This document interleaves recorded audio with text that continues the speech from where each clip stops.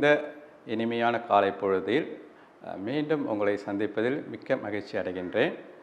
இந்த புத்தம்புது காலை நிகழ்ச்சியில் நலமாய் வாழும் பகுதியில் இன்று நம்ம பார்க்கக்கூடிய ஆசனம் அதோமுக ஸ்வானாசனம்.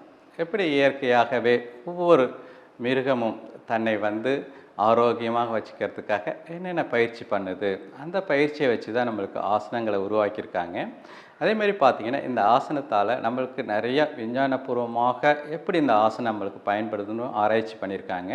அதில் முக்கியமானது பார்த்திங்கன்னா மயோஃபேஷியல். இது ஒரு நம்மளுடைய ஒரு முக்கியமான ஒரு சிஸ்டம். இது எங்கே இருக்குது அப்படின்னா பார்த்திங்கன்னா நம்மளுக்கு தசைகளுக்கு மேலே, அதேமாரி பார்த்திங்கன்னா நம்மளுக்கு தோலுக்கு கீழே நார்மலாக பார்த்திங்கன்னா அது ஒரு வெள்ளை கலர் லேயரில் ஒரு ஃபேட்டி லேயர்.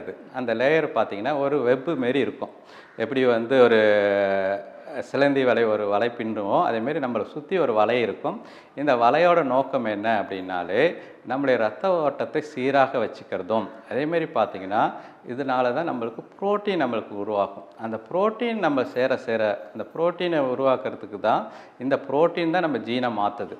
அப்போ இந்த ஆசனம் பண்ணக்குள்ளே நம்மளுடைய புரோட்டீன் மாறும், அந்த புரோட்டீன் மாறக்குள்ள நம்மளுடைய ஜீன் மாறும். ஸோ அதுக்காக தான் இந்த ஆசனம் நம்ம இன்றைக்கி பண்ண போகிறோம். இப்போ நம்ம தளர்வான நிலையில் இருக்கும். இதுக்கு பேர் சீத்தல் தடாசனான்னு பேர். கால் அகலமாக இருக்குது, கை சைடில் இருக்குது, உள்ளங்கை முன்னாடி பார்த்துருக்கு, உங்களுடைய தோள்பட்டை நல்லா தளர்வாக இருக்குது. இப்போ ஆரம்ப நிலைக்கு வருவோம். பொறுமையாக உங்களுடைய கால்கள் 2 சேர்த்து கொண்டு வாங்க, கைகள் 2 உடம்பட்டி கொண்டு வாங்க.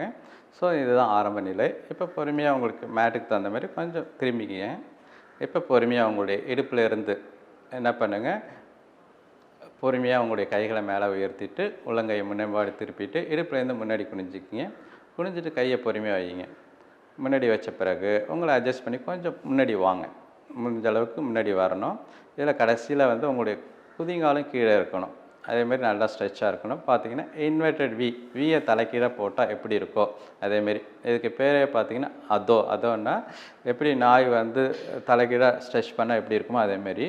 இதில் முக்கியமானது உங்களுடைய கால் முட்டி நேராக இருக்கணும், உங்களுடைய குதிங்கால் கீழே இருக்கணும், உங்களுடைய ஸ்பைன் நல்லா எக்ஸ்டெண்ட் ஆகணும், உங்களுடைய முதுகுத்தண்டு பார்த்திங்கன்னா நல்லா நீட்டி வைக்கணும். அது ரொம்ப ரொம்ப முக்கியம். அதுக்கு முடிஞ்ச அளவுக்கு உங்கள் தலையை உள்ளார கொண்டு வரணும்.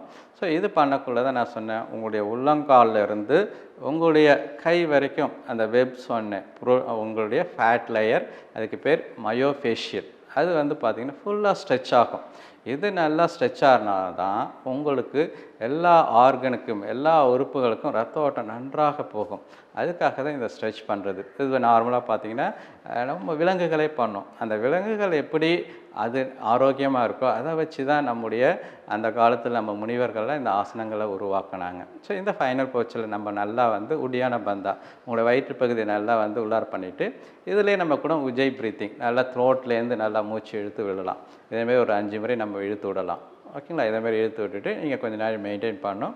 குறைஞ்சது எந்த ஆசனமும் நம்மளுக்கு பயன்பெறணும்னா அட்லீஸ்ட் நீங்கள் என்ன பண்ணுங்கள், ஒரு 60 செகண்டாக மெயின்டைன் பண்ணுங்கள்.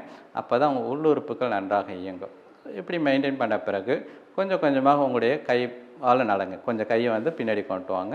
கொஞ்சம் கொஞ்சமாக கொண்டு வந்துட்டு பொறுமையாக நீங்கள் என்ன பண்ணிக்கலாம், பொறுமையாக உங்களுடைய உடம்பை மேலே கொண்டு வாங்க. இடுப்பிலிருந்து நல்லா மேலே வந்த பிறகு இங்கே முக்கியமானது உங்கள் உள்ளங்கையை ஒன்றை ஒன்று பார்த்த மாதிரி திருப்பிக்கிங்க.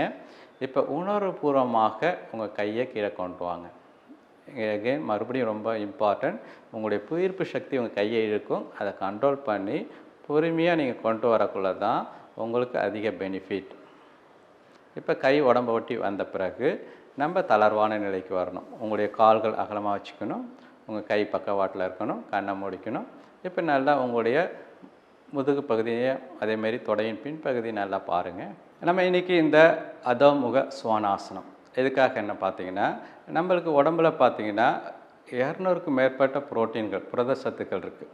அந்த புரதச்சத்துக்கள் பார்த்திங்கன்னா சிலவற்றை தான் நம்ம உணவு மூலமாக ஏற்றுக்க முடியும். பாக்கி நிறையா உங்கள் உடம்பு உற்பத்தி பண்ணுது. ஓகேங்களா? அந்த புரோட்டீன் என்றாலே என்னென்ன, பிரைமரி இம்பார்ட்டன்ட், மிகவும் முக்கியத்துவம் வாய்ந்தது. அப்போ அதுதான் நம்முடைய வளர்ச்சிக்கு உதவுது. அப்போ நம்ம தினமும் இயற்கையான இந்த சில யோகா பயிற்சிகள் நம்ம செய்து நம்முடைய இந்த புரதச்சத்தையும் அதிகரிக்கலாம். அதேமாரி நம்ம உடலையும் ஆரோக்கியமாக வச்சுக்கலாம். அதேமாரி உங்களுடைய தலைமுறைகள் வாழ உங்களுடைய ஜீனையும் நன்றாக ஆரோக்கியமாக வச்சுக்கிறதுக்கு இந்த பயிற்சிகள் உதவும். நன்றி, வணக்கம்.